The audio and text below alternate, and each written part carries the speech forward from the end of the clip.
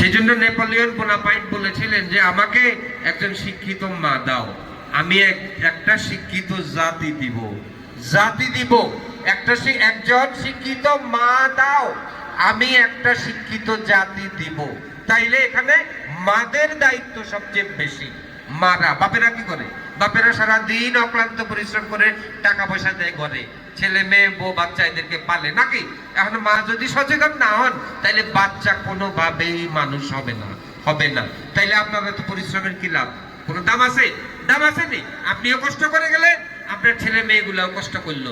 আপনি যদি চান আমার ছেলে মেয়ে আমার মতো কষ্ট না করুক, ওরা শিক্ষিত হয়ে উড়ুক বাড়ুক, ঠিক আছে, তাইলে আপনাকে এখনই সচেতন হইতে হবে।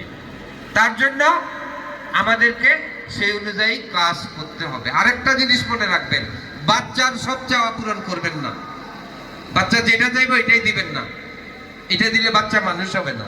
বাচ্চাকে সবসময় অভাব শিখাইতে হবে, অভাব শিখাইতে হবে, নয় সে রুজি রোজগার করার তান্তা করতো না, আব্বার আছে আইউতি উতি কামড়, ঠিক আছে। সেই জন্য বাচ্চাকে, আর আরেকটা জিনিস, মা বাবার চেয়ে বেশি ভালো বাচ্চাকে কেউ বাসে না। বাসে নাকি? আমার ছেলেরা নিজের আপনার ছেলে মেয়েদেরকে আপনি এবং আপনার ওয়াইফ ছাড়া আর কেউ বেশি ভালোবাসে না। মা বাবাই ছেলে মেয়েদেরকে সবচেয়ে বেশি ভালোবাসে নাকি? এখন যদি আপনি সব সময় সেই ভালোবাসার নিয়ে আদর করতে থাকেন, এমন কোনো আদর করেন, তাহলে আপনার বাচ্চা মানুষ হবে না। আপনি যেরকম ভালোবাসেন সেরকম আপনাকে শাসনও করতে হবে, না আপনার বাচ্চা আপনাকে মানবে না, আপনার কথা শুনবে না। বড় হইলে আপনি একটা দিলে আপনাকেও একটা দিবে, ঠিক আছে। তার মানে বাচ্চাকে আপনি এমন কোনো আদর করবেন না যেই আদর বাচ্চার ধ্বংসের কারণ হয়। যেমন বাচ্চা গোদ হচ্ছে যে আর মোবাইল কিনে দেওয়ার লাগবো, 10-20 হাজার টাকা দিয়ে এখন মোবাইল কিনে দেওয়ার লাগবো। আপনি বাচ্চার আবদার রাখলেন, সেই বাচ্চাটার কিন্তু আর পড়াশোনা হবে না, এখানেই তার শেষ, ঠিক আছে। সেজন্য বাচ্চাদেরকে আদর করবেন, মা বাপ আদর করবে, কিন্তু বাচ্চারা সেটা বুঝবে না, বুঝবে না। বুঝলে হাতে গেলে খেলবো। বাচ্চা যদি বুঝে আমার মা বাপ আমার প্রতি এত বেশি আদর, আমি যা কই তা হইব, ইয়ার যদি হাতে বুঝি যায়, এতে আপনার আর আমলে নিত না, ঠিক আছে। আদর করবেন, বাচ্চা যেন বুঝতে না পারে আমাকে আদর করে না করে না, ঠিক আছে। যদি বুঝে যে আমার প্রতি দুর্বল, আমার আদর করে, তাহলে এইটা লিখে নেবো। আর যে কইব মোবাইল লই দেন, কাইলা কইব সাইকেল লই দেন, পরিবার কইব হুন্ডা লই দেন। হুন্ডা লইলে কি হয় দেখছেন না? হুন্ডা লই দেওয়ার পরে কি হয়তো দেখছেন, জীবনটাই শেষ পর্যন্ত চলে যায়, গেছে না? তো সেজন্য সবার আগে সচেতন হইতে হবে মাদেরকে। যদি নিজের এই দুঃখ দৈন্য কষ্ট অভাব অভিযোগ দূর করতে চান, তাইলে আপনি আপনার বাচ্চার পিছনে সময় দেন। মোবাইল নিজে টিপবেন না, নিজেও টিপবেন না, নিজে বাচ্চা, তাইলে বাচ্চা দেখবে, বাচ্চা শিখবে কিন্তু আপনার কাছ থেকে। আপনি যখন মোবাইল টিপবেন তখন আপনার বাচ্চাও চাবে ওই মোবাইল টিপতে, ঠিক আছে। সেজন্য আগে মাদের প্রতি একেবারে করজোড়ে অনুরোধ, এটা করবেন না, এটা করলে আপনার বাচ্চা মানুষ হবে না, মানুষ হবে না, ঠিক আছে। তা আপনার মতো তারা আরো বেশি কষ্ট করে যাবে। আর সামনে যেই সময় আসতেছে, শিক্ষা ছাড়া কেউই বাঁচতে পারবে না, কোনোভাবেই না, কোনোভাবেই না। আর আমাদের জনসংখ্যার অর্ধেক হচ্ছে মেয়ে। মেয়েরাও যদি আমাদের সাথে সমভাবে শিক্ষা দীক্ষায় আগায় না যেতে পারে, তাইলে আমরা জাতি হিসাবে কোনোদিন অগ্রসর হইতে পারবো না। আর আপনি দেখেন, মেয়ে বলে আপনি তাদেরকে অবহেলা করেন। দেখেন, আমাদের দেশের প্রধানমন্ত্রী মেয়ে ছিল, আমাদের দেশের বিরোধী দলীয় নেত্রী মেয়ে ছিল, বর্তমান ভারতের যে প্রেসিডেন্ট তিনিও কিন্তু মেয়ে, এবং খুব নিচু শ্রেণী থেকে উঠে আসছেন ভারতের যে বর্তমান প্রেসিডেন্ট, ঠিক আছে। মেয়ে হয়েছে দেখে অবহেলা করার কিছু নাই। আর বর্তমান দেখেন, ইরান ইসরায়েল যুদ্ধে, আমেরিকা যুদ্ধে, এই যে যুদ্ধ প্লেন গুলা চালাচ্ছে যে সবগুলা মেয়েরও না। মেয়ে বলে তাকে অবহেলা করবেন না। আপনার মেয়ে যদি আপনি তাকে উপযুক্ত শিক্ষায় শিক্ষিত করে তুলতে পারেন, তাইলে একটা ছেলে থেকেও অনেক বেশি।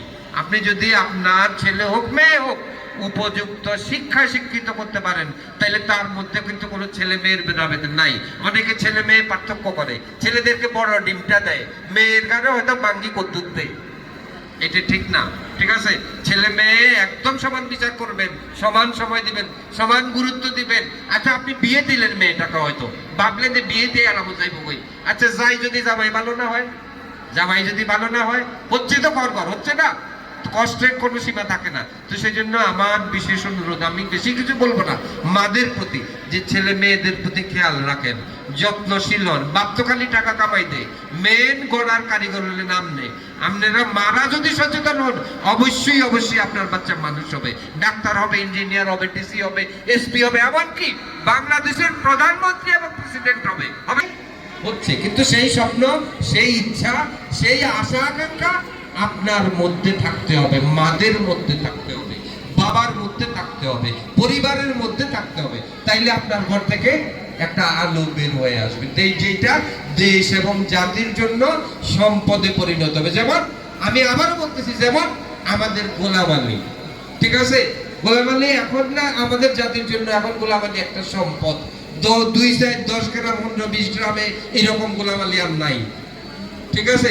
আমি চাই, আমার আশা, যে আমাদের প্রত্যেক ঘর থেকে গোলাম আলী বের হয়ে আসুক, গোলাম আলী বের হয়ে আসুক, ঠিক আছে। আপনারা কি চান না?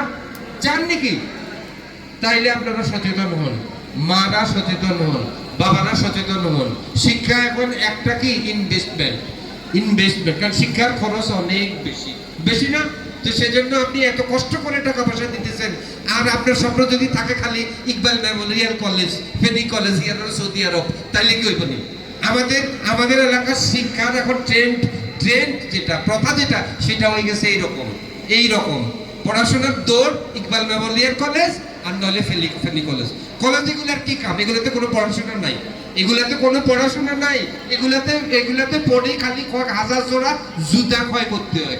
এগুলা থেকে পাস করলে কোনো চাকরি নাই, বাকরি নাই, কিচ্ছু নাই, খালি দিয়ে দিলেন সার্টিফিকেট একটা, ঠিক আছে।